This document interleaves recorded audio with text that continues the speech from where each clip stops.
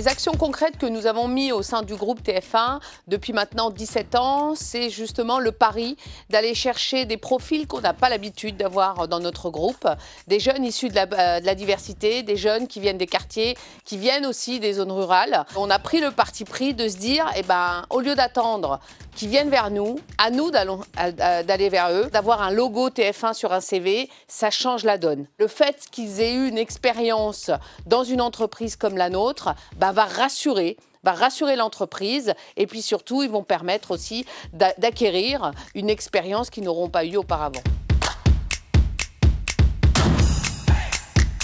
Moi, je suis pour qu'on change les mentalités en expliquant les choses tout simplement parce que quand on est habitué à des profils de poste, souvent ça rassure, souvent c'est un réconfort alors qu'une diversité de profils peut apporter autre chose aussi à l'entreprise.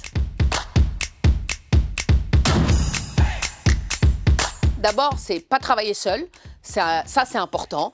On doit travailler dans le collectif et puis on doit tous, je dirais, s'entraider pour que justement cette diversité devienne quelque chose de presque normal au sein de nos entreprises, à s'apporter des outils aussi qui vont faire qu'on va pouvoir aussi s'améliorer, mais aussi nous apporter des codes et que tout le monde parle la même langue en vérité.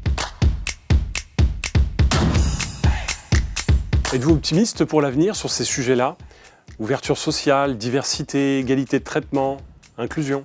Alors moi, je suis très optimiste. D'abord, de ma nature personnelle. Oui, je suis optimiste parce que nous avons la chance d'être dans une société, dans un pays qui a toujours su accepter la différence. Et si ce sommet se met en place au mois de novembre, c'est pas par hasard. C'est parce que derrière, il y a aussi des gens qui croient au changement et qui croient aussi au fait qu'ensemble, on va aller plus haut et plus vite. La devise, elle est simple, soyons unis pour réussir quelque chose qui va nous représenter, nous, les Français. Soyons unis pour que cette diversité ne soit plus un frein à nos recrutements, mais au contraire, d'en voir les aspects positifs, parce que c'est comme ça que nos entreprises réussiront en apportant cette diversité au sein de nos entreprises.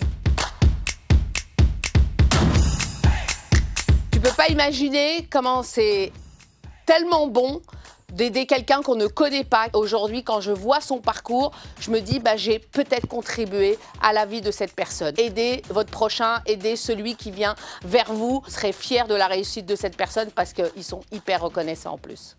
Sommet de l'inclusion économique. Agir avec impact.